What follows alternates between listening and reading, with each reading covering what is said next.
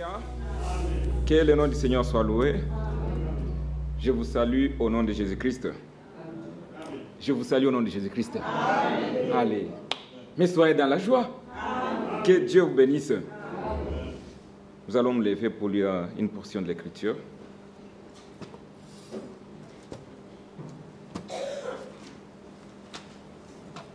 Deutéronome.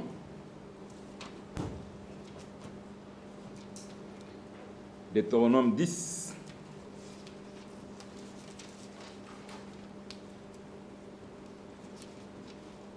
Nous lisons le verset 8.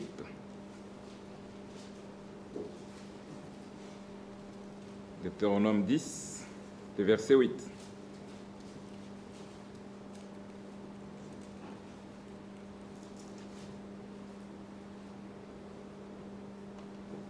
En ce temps-là, l'Éternel sépara la tribu de Lévi et lui ordonna de porter l'arche de l'alliance de l'Éternel, de se tenir devant l'Éternel pour le servir et de bénir le peuple en son nom, ce qu'il a fait jusqu'à ce jour. Amen. Amen. Notre Dieu, notre Père, nous venons devant toi, Seigneur, avec humilité, avec respect, parce que nous sommes dans ta présence. Il est écrit que là où 2 ou 3 sont réunis en ton nom, tu es présent. Nous sommes en ces lieux, Seigneur, et nous avons la foi que tu es au milieu de nous. Maintenant, Seigneur, parce que tu es présent, je te prie, Seigneur, d'interpréter seul ta parole. Enseigne-nous, ô Dieu Tout-Puissant, ô Dieu d'amour. Qu'est-ce que l'homme peut nous apporter? Nous nous attendons seulement à toi. Bénis ton peuple. Ils ont abandonné des activités. Ils ont pris des engins faits par des mains d'hommes. Ils sont rendus en ces lieux dans le but de te rencontrer, avec, oh Dieu, la confiance que tu vas les parler. Ainsi, mets l'homme de côté et toi seul descends sur la scène et parle à tes enfants. Bénis ce culte, oh Dieu Tout-Puissant. Dès le début, tu étais avec nous. Nous continuons à nous remettre entre tes mains. Que ta parole, Seigneur, puisse, oh Dieu, nous apporter le but pour lequel tu l'as envoyé. Et qu'aucun de nous ne sorte de ces lieux sans avoir rien reçu, Seigneur. Bénis ton peuple. Bénis, oh Dieu Tout-Puissant, cette assemblée. Bénis tes conducteurs en ces lieux. Au nom de Jésus-Christ. Amen. Vont nous asseoir. Aujourd'hui, j'ai choisi pour thème le respect envers les serviteurs de Dieu. Nous allons parler de ce thème, le respect. Mais je spécifie qu'il s'agit bien du respect envers les serviteurs de Dieu. Et chacun de nous est appelé à faire quelque chose dans l'Église, dans le corps de Christ. Amen. Bien-aimés frères et sœurs, si nous n'avons pas la révélation d'un homme que Dieu utilise, si nous n'avons pas la révélation que ce n'est pas un homme qui nous parle, mais c'est Dieu qui nous parle, nous perdons notre temps. Le passage, ou disons, le chemin pour être béni, c'est de savoir distinguer quand Dieu parle et quand c'est un homme qui parle. Dieu a toujours utilisé l'homme pour parler à l'homme. Mais ce que nous n'arrivons pas à distinguer, nous regardons devant nous, nous voyons l'homme, au lieu de considérer la parole de Dieu qui nous est apportée. Le respect de la personne que Dieu a établie, le respect de la personne que Dieu place devant vous pour vous donner la parole, c'est ça le début même de la bénédiction. Parce que si vous n'avez pas d'égard à la personne, vous n'avez pas de respect à la personne que Dieu utilise, vous ne rejetez pas un homme, mais vous rejetez Dieu. Amen. C'est la réalité. Aujourd'hui, mettez-moi de côté. Je suis le moindre de tous les serviteurs de Dieu. Mais je suis dans l'obligation de vous interpeller, Assemblée de Bruxelles, et tout le peuple de Dieu qui me suit. Le respect aux hommes de Dieu, c'est très important. Parce que si tu ne respectes pas quelqu'un, tu ne lui feras jamais confiance. Il faut respecter un homme envoyé de Dieu. Et tu n'as pas, ou nous n'avons pas l'obligation, ou nous n'avons pas l'autorisation de juger un homme envoyé de Dieu, de juger un serviteur de Dieu. Ce sont là les choses que nous allons voir. Souvenez-vous, Moïse, avec le peuple, ils sont sortis d'Égypte. Ils sont arrivés en route. Si vous lisez dans Nombre 12, vous verrez qu'à un moment donné, Mariam, disons ça pour que je dise correctement les choses. Nombre 12. Nombre chapitre 12.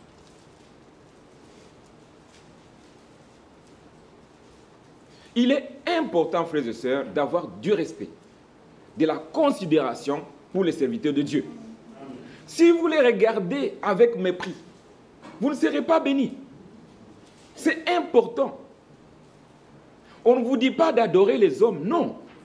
Mais on vous dit de respecter un homme que Dieu utilise. Amen. Tenez-vous au volant. Vous arrivez au feu rouge. Quand vous arrivez au feu rouge, même s'il y a un feu, dès que vous voyez un petit bonhomme avec un sifflet, vous êtes obligé de vous arrêter. Parce que ce n'est pas l'homme qui tient les sifflets, mais la tenue qu'il porte lui donne un pouvoir d'arrêter même un gros camion. Même si c'est un gros camion qui pèse 10 000 tonnes, mais ce petit bonhomme-là qui se tient, qui fait prrr, le camion doit s'arrêter. Pourquoi? Parce que le camion, s'il continue, il ne va pas l'écraser, il peut l'écraser. Mais parce que cet homme-là porte une tenue qui lui donne un certain pouvoir, le chauffeur qui se tient là, il est dans l'obligation de s'arrêter. Amen. C'est un exemple. Un homme qui se tient en ces lieux, un diacre qui circule dans cette salle. Frère, c'est un serviteur de Dieu. Nous devons les respecter. Amen. Maintenant, frères et sœurs, lisons ici dans Nombre 12. Pour comprendre que le respect à un serviteur de Dieu, c'est important. Nous sommes obligés de respecter l'homme envoyé de Dieu. Nous lisons. Marie et Aaron parlèrent contre Moïse au sujet de la femme éthiopienne qu'il avait prise, car il avait pris une femme éthiopienne. Ils dirent, est-ce seulement par Moïse que l'Éternel parle? N'est-ce pas aussi par nous qu'il parle? Arrêtons-nous un peu là. Ce que Moïse avait fait, tout le monde pouvait le condamner. Nous avons parlé de cette chose ici. Un chrétien devait épouser une chrétienne. Une chrétienne devait épouser un chrétien. C'est ça le principe de Dieu. Amen. Mais cette fois-ci, Moïse, l'homme de Dieu, il est allé épouser une Éthiopienne. Et Myriam, Aaron, qui sont de sa famille, se sont levés contre. Ils ont dit, et c'est par lui seul que Dieu parle. Ils ont dit, mais c'est un homme normal. Il est allé se marier à une femme éthiopienne. Bien-aimé, c'est un serviteur de Dieu. Dieu ne lui donne pas l'autorisation de les condamner. Regardez ce qui suit. On saute au verset 5. L'Éternel descendit dans une colonne de nuée. Vous imaginez? Pour juste avoir critiqué un serviteur de Dieu, Dieu descend dans une colonne de nuée. Amen. L'Éternel descendit dans une colonne de nuée et c'était à l'entrée de la tente. Il appela Aaron et Moïse, qui s'avancèrent tous les deux. L'Éternel descendu dans la colonne de nuée. Il s'était à l'entrée de la tente. Il appela Aaron et Marie, qui s'avancèrent tous les deux. Et il dit, écoutez bien mes paroles. L'Éternel parle maintenant. Écoutez bien mes paroles. Lorsqu'il y aura parmi un prophète, c'est dans une vision que moi, l'Éternel, je parlerai à lui. C'est dans un songe que je lui parlerai. Il n'en est pas ainsi de mon serviteur Moïse. Il est fidèle dans toute ma maison. Alléluia. Mariam, quand il regardait Moïse, il s'est marié à une femme éthiopienne. Mais Dieu, lui, il voit son serviteur, il dit, il est fidèle dans toute ma maison. Amen. Vous voyez que le jugement d'un homme et les jugements de Dieu sont des choses différentes. Bien-aimés, il est important d'avoir de la déférence pour les choses de Dieu. D'avoir du respect aux serviteurs de Dieu. Ça ne s'est pas arrêté là. Dieu qui est descendu, il a parlé durement à Marie. Je vais l'appeler Marie comme c'est, parce que dans les Bibles, il y a toujours autant de versions. Il y en a qui appellent Mariam, il y en a qui appellent Marie. Appelons-la Marie. Dieu a parlé durement à Marie. Il a parlé durement à Aaron. Mais ça ne s'est pas arrêté là.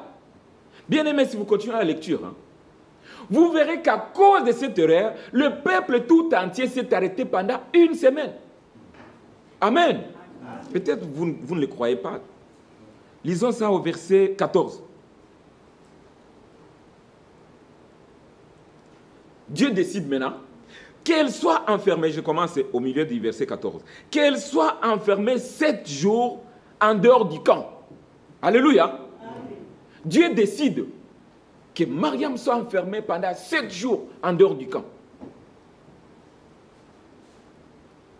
Après quoi, elle y sera reçue. Regarde, le verset 15. Marie fut enfermée 7 jours en dehors du camp, et le peuple n'est parti point jusqu'à ce que Marie y fît rentrer. Bien-aimé, à cause d'une bavure d'une personne, le peuple tout entier a été immobilisé. Vous imaginez ça?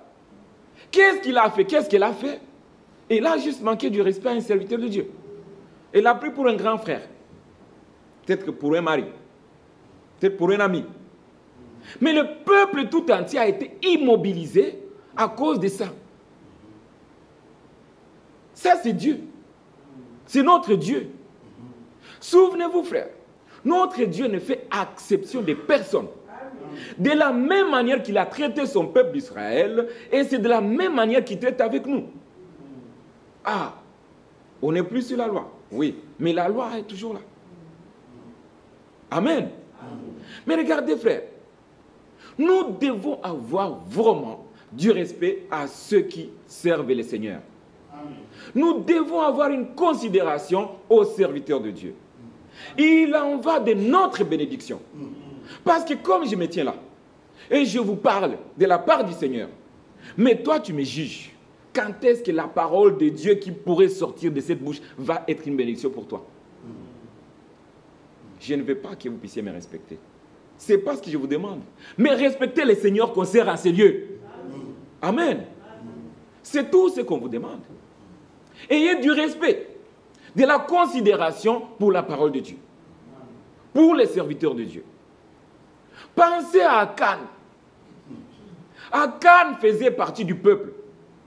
Mais il prit des choses dévouées par interdit. Ça fait partie de nos attitudes parfois. Il a pris des choses dévouées par interdit. À cause de lui, le peuple a été frappé. Il y a eu mort d'homme à cause d'un seul homme qui a pris des choses dévouées par interdit. Quand le Seigneur est descendu, il n'a pas dit c'est seulement celui-là que... Non, on est parti à la guerre. Vous connaissez l'histoire. Et Israël était en perte à cause de la désobéissance d'un seul. Et c'est pareil pour nous. Quand on regarde les choses de Dieu, on les prend légèrement. On les prend de manière ordinaire. Nous devons respecter les choses de Dieu. Ça, je vous l'ai dit au nom du Seigneur. De même, nous devons respecter les hommes de Dieu. Petits soient-ils, nous devons les respecter. Les respects aux serviteurs de Dieu. Si ce que nous disons en ces lieux n'est pas vrai, nous avons la parole. Venez dire, frère, ce que tu nous as raconté n'est pas la parole. Mais je vous dis au nom du Seigneur, c'est la parole de Dieu. Nous devons respecter les serviteurs de Dieu.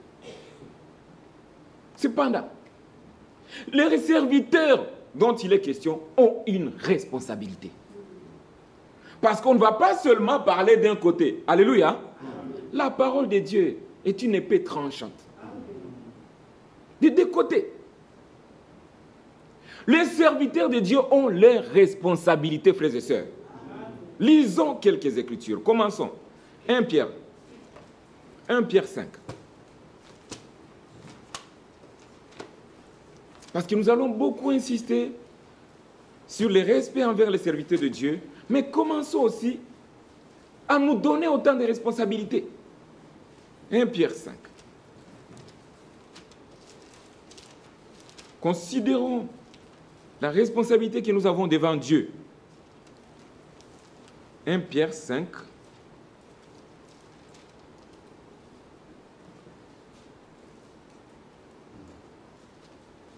Oui. 1 Pierre 5, prenons le verset 6. Serviteurs de Dieu dans cette salle, ceci nous concerne. Humiliez-vous donc sous la puissante main de Dieu, afin qu'il vous élève au temps convenable. Alléluia. Tout fils de Dieu, toute fille de Dieu est concerné par ça. Mais aujourd'hui, de manière spéciale, serviteurs de Dieu dans cette salle, humiliez-vous. Un serviteur de Dieu, la première chose qui ressort de lui, il est humble. Frère Franck dit souvent, quand il parle de Frère Branham, il parle, c'est humble serviteur de Dieu. Parce qu'un serviteur de Dieu doit être humble. Dieu n'utilise pas un orgueilleux. Il dit déjà, je hais les orgueilleux. Je les résiste. Amen. Alors, humiliez-vous donc sous la puissante main de Dieu, afin qu'il vous élève au temps convenable. On peut continuer, déchargez-vous sur lui tout. Ce n'est pas un problème. On peut continuer. Mais j'insiste sur le fait qu'un serviteur de Dieu doit être humble. Dieu n'utilise pas un orgueilleux. Déjà, c'est un élément pour comprendre qui Dieu peut utiliser et qui Dieu ne peut pas utiliser. Un orgueilleux, Dieu ne peut pas l'utiliser. Et parmi notre orgueil, il y a ce côté personnel. Je suis un homme. Je connais en partie. Je peux me tromper pendant que je parle là. Mais lorsqu'un frère, lorsqu'une sœur vient vers moi, frère, ce que tu as dit là, tu sais me le montrer dans la Bible. Je dois être capable d'accepter, même si c'est le plus petit, je veux dire le plus petit des frères, c'est peut-être frère Yanis. Oh, je prie que Dieu m'aide à ne plus citer les noms ici. Mais je vais dire le dernier, Yanis. Yanis peut venir me poser une question. Frère, ce que tu as dit là, est-ce que tu as une écriture? Parce qu'il est petit, je ne vais pas lui dire, ah, va poser la question à ton papa. Non, frère. Je dois être capable de le prendre avec respect. C'est un fils de Dieu. Amen. Et lui dire, voici, oh, je me suis trompé. Frère, je me suis trompé. Ce que j'ai dit là n'est pas biblique. Je vais corriger ça. Je dois être capable de m'humilier et venir corriger. Pourtant, c'est le petit Yanis qui est venu vers moi. Est-ce que vous comprenez bien ça? C'est ça l'attitude d'un serviteur de Dieu. Mais quand vous voyez quelqu'un, lui montre quelque chose, il rougit. Ah, posez-vous la question. Nous avons l'obligation de prier pour lui. Amen. Ne nous mettons pas à juger. Nous allons voir. On ne peut pas juger un serviteur de Dieu. Amen. Bien-aimés frères, nous devons respecter les serviteurs de Dieu. Continuons. Une deuxième écriture, 1 Corinthiens. 1 Corinthiens.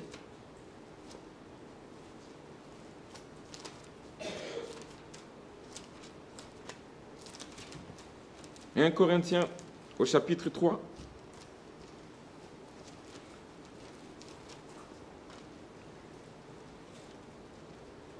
Prenons d'abord le verset 21.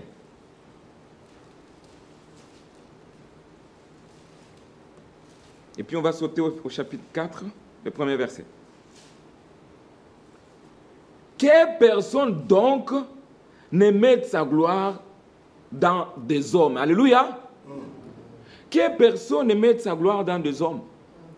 Nous ne sommes pas ici pour glorifier un homme. Amen. On peut parler des frères Franck. On peut parler des frères Branham. Ce sont des serviteurs de Dieu. Mais nous ne glorifions pas un homme. Nous glorifions celui qui les a envoyés. C'est à lui que nous rendons gloire. De même, nous ne pouvons pas tirer la gloire dans le respect que les enfants de Dieu nous donnent. Non, frère. Nous devons respecter aussi le peuple de Dieu. Amen. Ils ont été rachetés à un prix très élevé. Le sang de Dieu lui-même. Est-ce que vous aimez la parole de Dieu? Alors dites Amen si ça vous convainc. Si ce que je dis en ces lieux est vrai, vous dites Amen. Vous êtes obligés. Sinon, si vous n'êtes pas d'accord, la porte est là. Que Dieu vous bénisse. Bien-aimés frères, si nous n'aimons pas la parole de Dieu et nous prenons les choses de manière ordinaire, je ne sais pas qu'est-ce qui va nous aider. J'ai toujours aimé quand les frères disent ici souvent, pourquoi la plaie de mon peuple ne guérit pas? Comment il dit encore? Bon, c'est un détail. Que Dieu vous bénisse. Bien-aimés frères, nous ne pouvons pas tirer la gloire dans le respect que le peuple de Dieu nous donne. Souvenez-vous, il y a 3 choses qui font tomber un serviteur de Dieu. Il y a 3 choses. La popularité.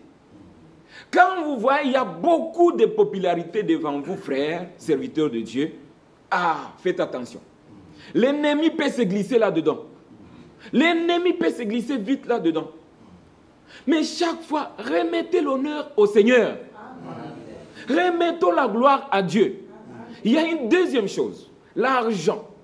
Les femmes. Ce n'est pas notre sujet d'aujourd'hui.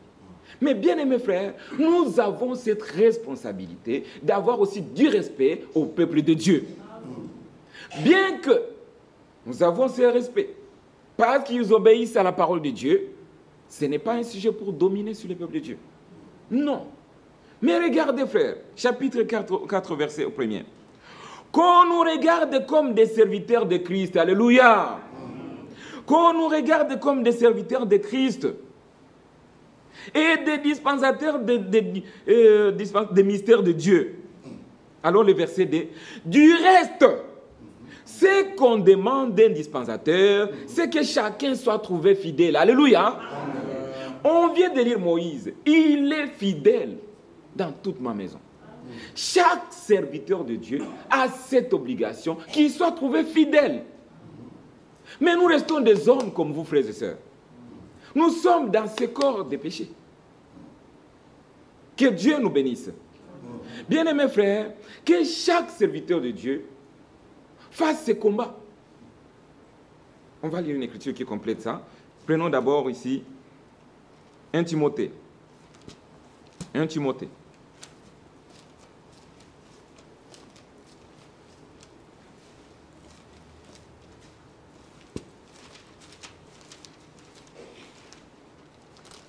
Un Timothée, prenons que le premier chapitre, directement le premier chapitre, 1 Timothée 1. Oui. Prenons les versets 12 et 13. Je rends grâce à celui qui m'a fortifié, à Jésus-Christ notre Seigneur, de ce qu'il m'a jugé fidèle. Alléluia. Chaque dispensateur doit être trouvé fidèle. Mais regardez l'apôtre, il dit ici, je rends grâce à celui qui m'a fortifié, à Jésus-Christ notre Seigneur, de ce qu'il m'a jugé fidèle, en m'établissant dans le ministère. Alléluia. On peut s'arrêter là. Que tu aies un ministère. Mais ce n'est pas ton ministère. C'est le Seigneur, par la grâce de Dieu, il t'a établi dans le ministère. Pourquoi s'enorgueillir? On n'a aucune raison. Qu'est-ce que nous n'avons pas reçu? Tout ce que nous avons, nous le recevons par grâce. Voilà pourquoi, frère, nous devons toujours rendre la gloire au Seigneur. Pour tout ce que nous avons. Je sais jouer à la guitare. C'est la grâce de Dieu. Je sais jouer au piano. C'est la grâce de Dieu. Tout ce que nous pouvons faire dans la maison du Seigneur, c'est par grâce. Il n'y a pas nos mérites. Amen. Une autre écriture, frères et sœurs. Maintenant, regardez ce qui est important pour nous. Prenons Galates.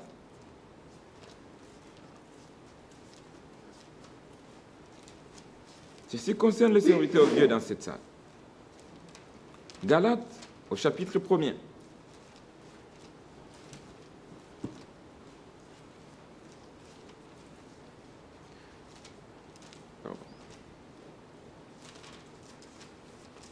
Galates 1.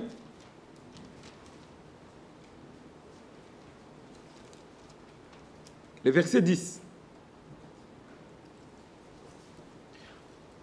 Frère Branham dit, tout ce que nous mettons avant Dieu devient un Dieu pour nous. Même des fois, il dit, des fois, tellement Satan est rusé, parfois il met même l'Église devant Dieu.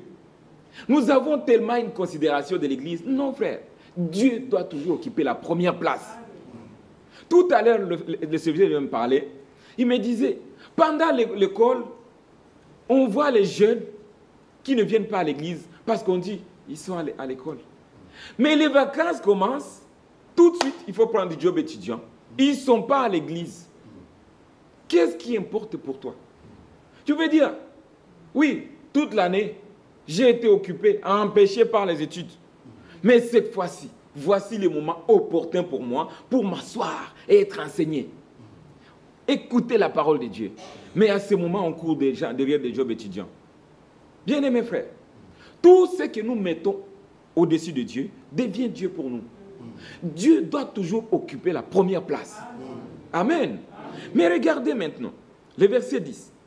Et maintenant, est-ce la faveur des hommes que je désire? Non. Ou celle de Dieu? Est-ce que je cherche à plaire aux hommes?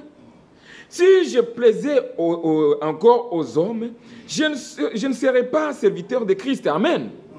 Alléluia. Si je cherche à plaire aux hommes, je ne serai pas serviteur de Christ. Un serviteur de Dieu ne cherche pas à plaire aux hommes. Nous avons cette obligation de vous interpeller toujours, comme aujourd'hui. Ayez du respect aux serviteurs de Dieu. Amen. Ce n'est pas un cadeau. Nous en avons l'obligation parce que c'est la parole de Dieu. Et si nous, parce que le frère t'aime, parce que le frère te respecte, maintenant, on doit s'adapter. On doit faire plaisir aux hommes. Non, frère. L'amour de Dieu consiste dans la correction. Si je vous aime, je dois vous corriger. Et vous corrigez pas par mes sentiments ou parce que j'ai vu un frère, j'amène et ainsi. Non, c'est toujours pas la parole de Dieu. La parole de Dieu, c'est elle qui nous corrige. Amen. Bien-aimés frères, prenons une écriture ici. 1 Corinthiens 10. 1 Corinthiens 10.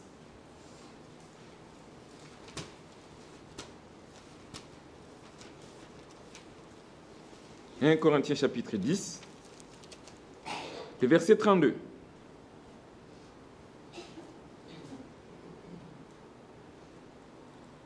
La Bible dit ceci, serviteur de Dieu.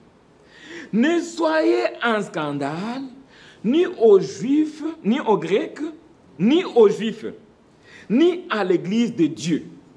Ça, c'est une responsabilité. Même si, pendant l'été, on voit tous les hommes mettre des shorts parce qu'il fait chaud. Un serviteur de Dieu ne le fera pas. Même si je suis au quartier, je ne mettrai pas un short. Pourquoi? Parce que, imaginez-vous, un frère va passer par là, il sera scandalisé. Bien-aimé, ne soyez ni un scandale, ni aux Grecs, ni aux Juifs, ni à l'Église de Dieu. Chaque serviteur de Dieu doit veiller à ça. Que je ne sois pas un scandale contre les plus petits de ces enfants de Dieu. Amen.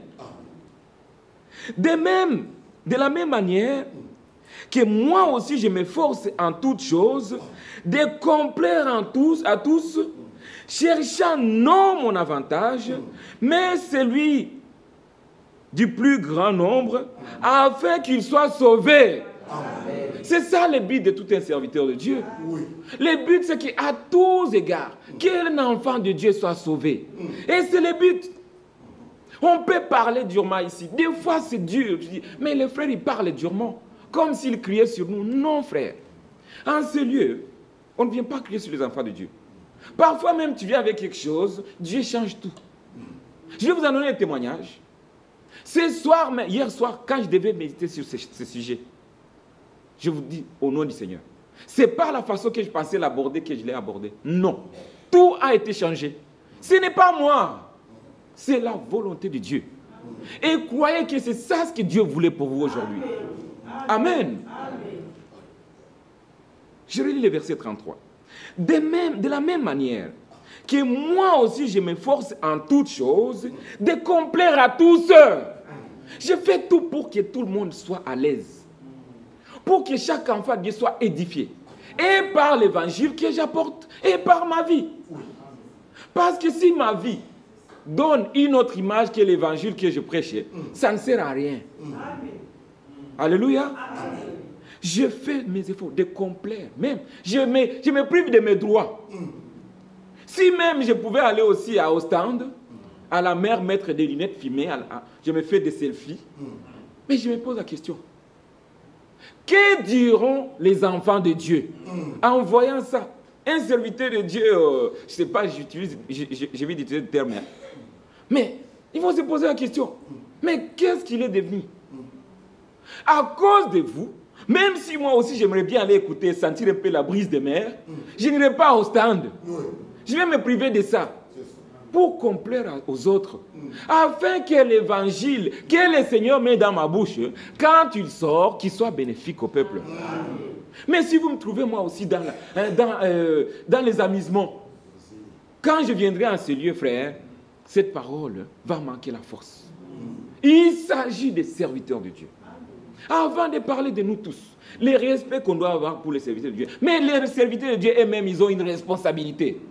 Amen. Et nous devons parler de tout ça. C'est la parole de Dieu. Amen. Bien-aimés, je continue au verset, le chapitre 11, le premier verset. L'apôtre dit maintenant ceci. Soyez mes imitateurs comme je le suis moi-même de Christ. Bien-aimé, si l'apôtre dit que j'essaie de complaire à tous, il nous dit, soyez mes imitateurs comme moi je le suis de Christ. Amen. Nous avons une très grande responsabilité.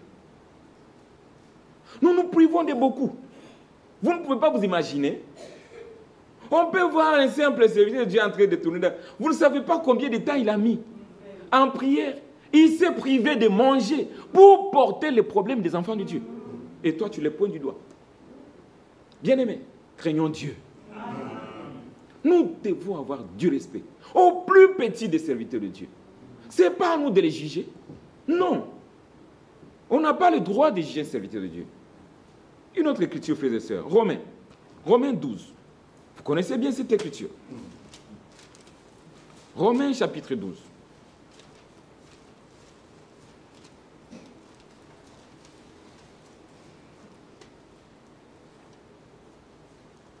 Romains chapitre 12. Le verset 11. La Bible dit, ayez du zèle et non de la paresse. Amen. Alléluia. Amen. Je m'adresse toujours aux serviteurs de Dieu. Ayez du zèle et non de la paresse. Il s'agit de nous. Alléluia. Amen. Ayez du zèle et non de la paresse. Soyez fervents d'esprit. Servez le Seigneur. Amen. Alléluia. Amen. Ayez du zèle et non de la paresse. Vous pouvez voir David, lui, il dit, les ailes de ta maison me dévorent. Lisons ça. Psaume 111. Psaume, je crois, 69, peut-être. Psaume 69.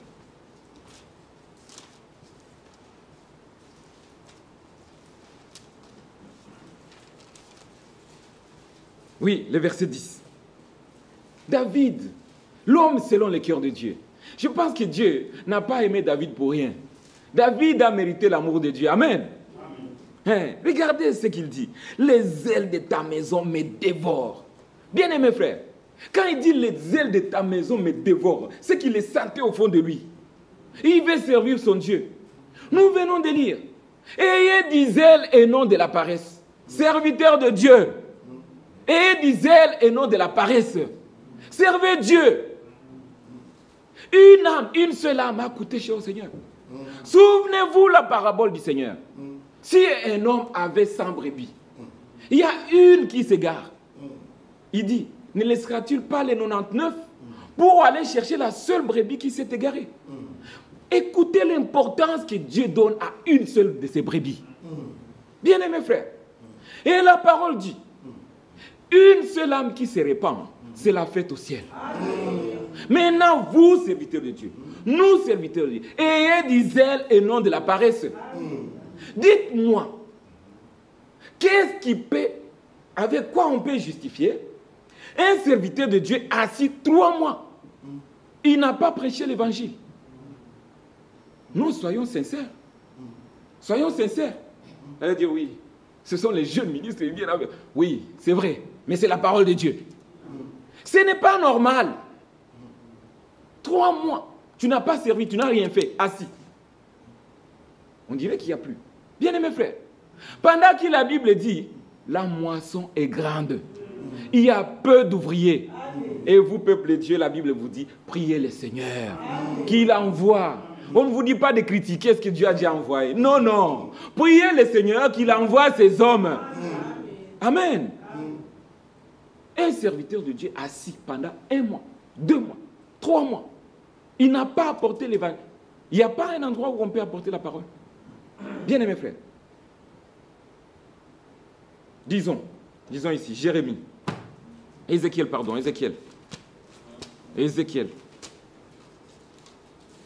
Ézéchiel 33. Ici, on ne veut pas juger personne. Mais nous nous interpellons tous. Revenons à nous-mêmes. Faisons la volonté de Dieu. Amen. Soyons sincères avec le Seigneur, avec nous-mêmes. Hein? Ézéchiel 33. Le verset, commençons au verset 6.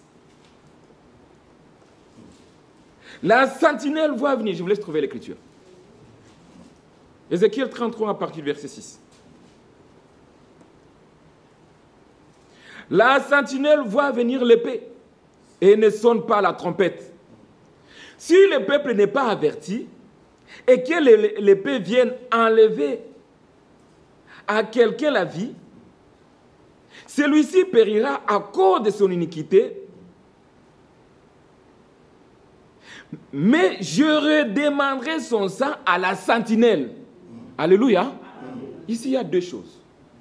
Est-ce que celui qui n'a pas été averti, il a échappé? Non, il périt. Amen. Mais maintenant encore, on dit, on demandera son sang à la sentinelle. Pour dire quoi, frères et sœurs? Nous devons porter les serviteurs de Dieu dans la prière. Que Dieu leur donne la force. Pourquoi? Parce qu'il veille sur nos âmes. Dieu les utilise pour nous. Amen. Quand un homme se tient en ces lieux, ce n'est plus lui. Oublions-les. Voyons Christ. Amen. Regardez au verset 7. Et toi, fils de l'homme, je t'ai établi comme sentinelle sur la maison d'Israël. Tu dois écouter la parole qui sort de ma bouche et les avertir de ma part.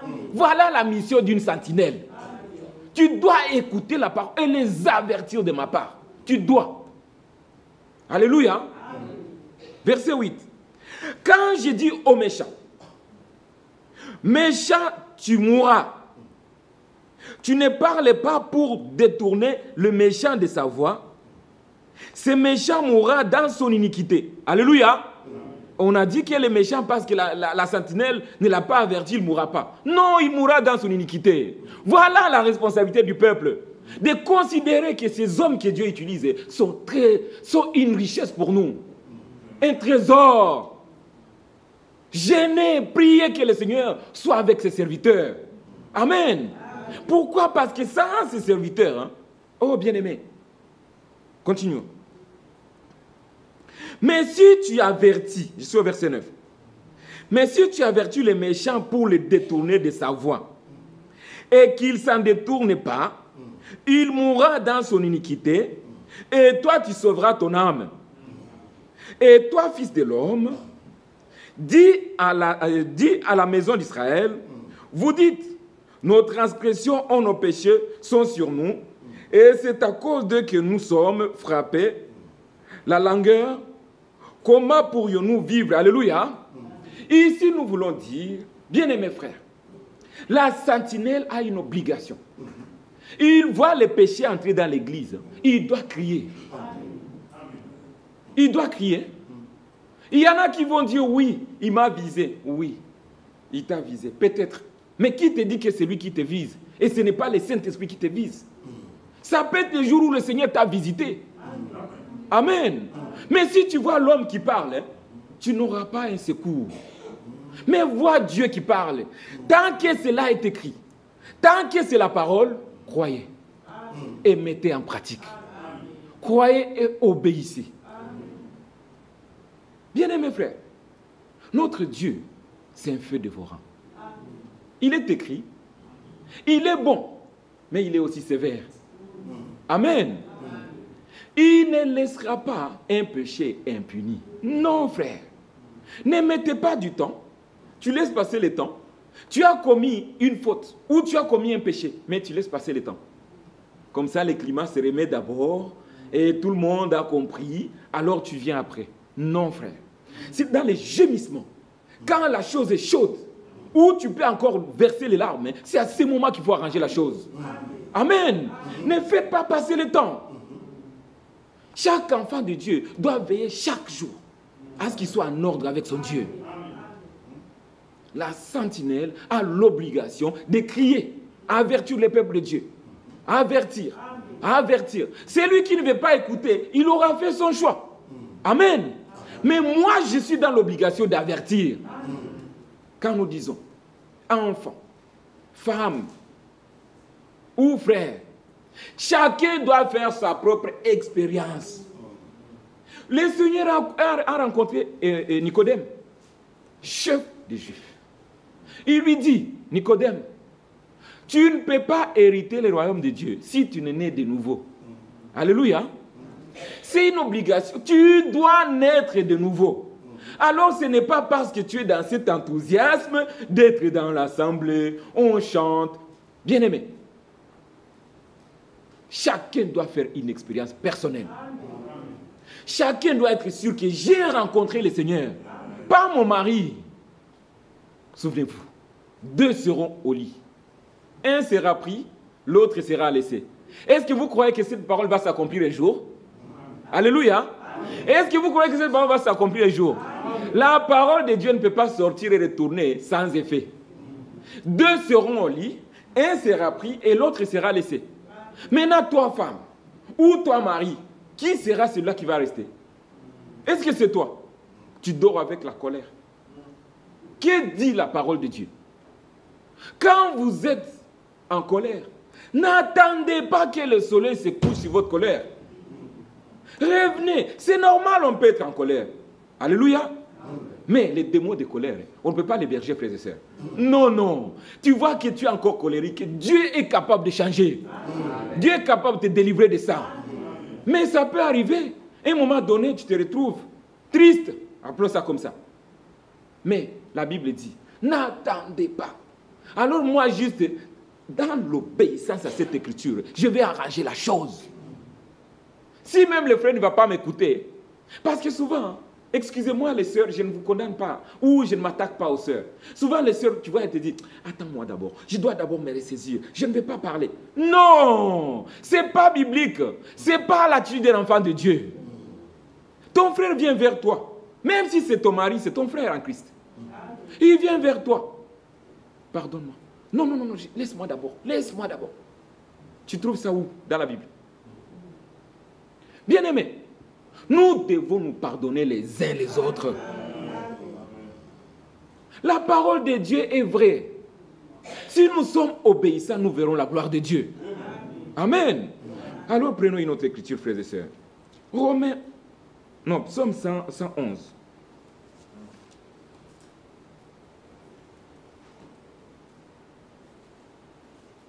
Pardonnez-moi, prenons d'abord 1 Chronique 16. 1 Chronique 16. 1 Chronique chapitre 16. Ici maintenant, frères et sœurs, nous revenons vers vous avec beaucoup de respect. Parce que vous êtes le peuple de Dieu. Dieu vous a donné autant de valeurs.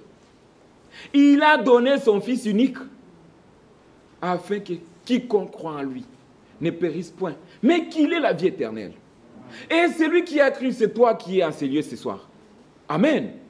Mais regardez maintenant, nous revenons vers vous en disant ceci. Le verset 22. La Bible nous dit ceci. Ne touchez pas à mes oins. Alléluia. Ah, nous aimons bien critiquer. La Bible dit, ne touchez, c'est l'Éternel qui parle, ne touchez pas à mes oins, à mes oins. Et ne faites pas du mal à mes prophètes. Alléluia. Ne vous mettez pas à critiquer un serviteur de Dieu. Non, vous risquez de vous mettre en conflit avec Dieu. Dieu lui-même, il dit l'Éternel, ne touchez pas à mes oins. Un oint de Dieu, c'est qui? C'est celui qui est comme moi qui vous parle ici ce soir. Mais tu vois dans des maisons, en famille, on s'assoit bonnement, commence à critiquer un serviteur de Dieu. Cette famille est maudite. Alléluia. Oui. Vous vous asseyez pour critiquer un oint de l'Éternel. Pendant que Dieu a parlé, ne touchez pas à mes oins. C'est la parole de Dieu.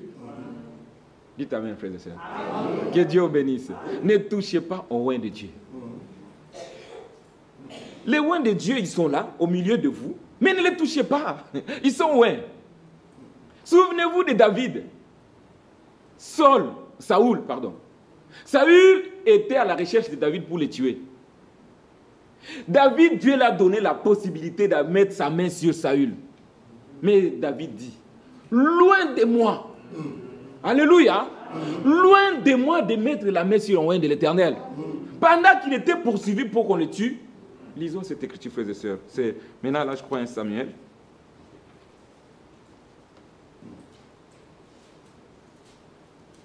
Oui, 1 Samuel 26.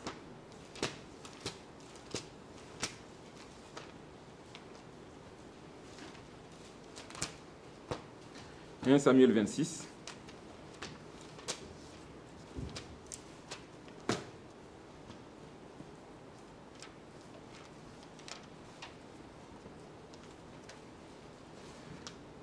1 Samuel 26.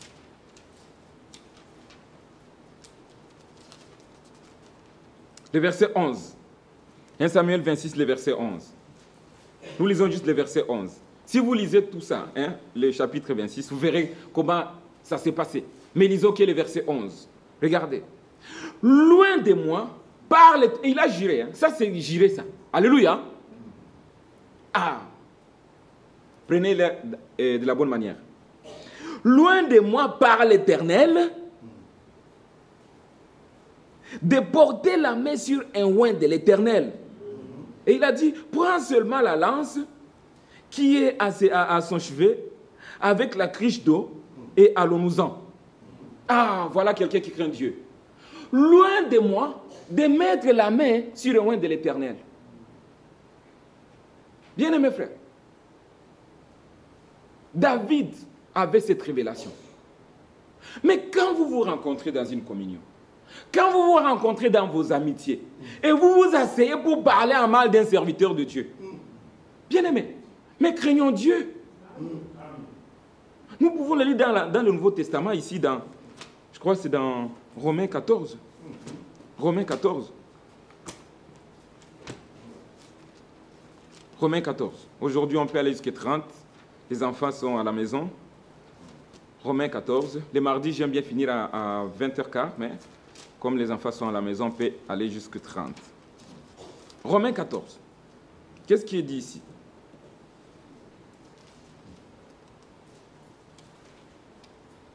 Le verset 4. Nous lisons, frères et sœurs. Qui es-tu, toi, qui juge un serviteur d'autrui? Alléluia. Amen. Qui es-tu qui juge un serviteur d'autrui? Et Dieu parle au travers de sa parole. Il dit ceci. S'il se tient debout ou s'il tombe, cela regarde son maître. Amen. Alléluia. Amen. Ne vous mettez pas à critiquer. Non. Ce n'est pas la bonne chose à faire. Dieu peut être en action. Dieu peut être en opération. Et vous vous mettez à critiquer. Non, frère. Mais il se tiendra debout, car le Seigneur a le pouvoir de l'affermir. Voilà celui qui l'a engagé. Ce n'est pas à vous de les critiquer. Ce n'est pas à moi de les critiquer. Amen. Un serviteur de Dieu peut être dans la faiblesse. C'est un homme. Mais qui me donne l'autorisation de les critiquer? Non, frère. Nous devons respecter les choses de Dieu. Si nous respectons Dieu, si nous aimons Dieu, nous devons respecter sa parole. Nous devons mettre sa parole en pratique. Le respect aux serviteurs de Dieu. Amen. Regardez, frères et sœurs. Notre Dieu, nous l'appelons qui? Notre Père. Amen. Il a dit dans 1 Corinthiens. 1 Corinthiens 6, 18. 1 Corinthiens 6, 18. Je sais, il y a des sujets que certaines personnes n'aiment pas. Mais la parole de Dieu doit être proclamée. Amen. Parce que si nous voulons être bénis par Dieu, faisons les principes de Dieu. Vous vous rappelez, nous avons parlé d'un sujet, soyez certains de Dieu. Et si vous avez bien compris, nous avons insisté sur quelque chose. Il faut remplir les critères. Amen. Si vous avez rempli les critères, les bénédictions de Dieu descendent toujours. Amen. Et respecter les principes sont entre autres, respecter les hommes de Dieu, respecter les serviteurs de Dieu, avoir du respect. Parce que même dans les blagues, évitez de blaguer avec des serviteurs de Dieu.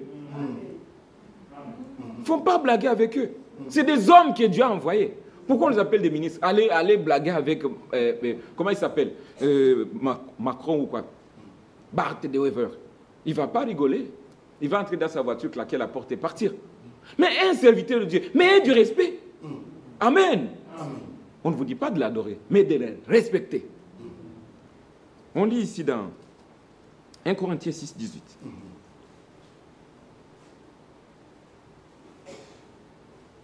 « 1 Corinthiens 6, 18. Nous lisons.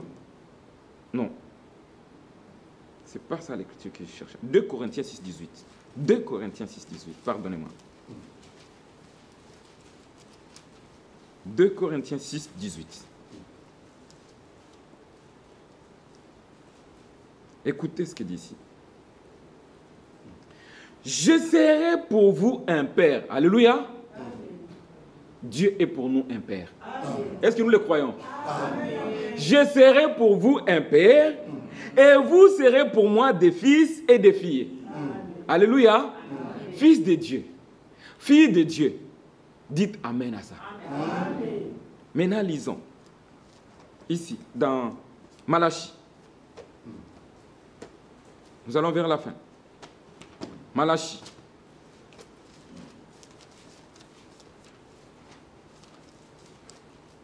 Malachie chapitre 2, le verset 10. Malachie 2, le verset 10.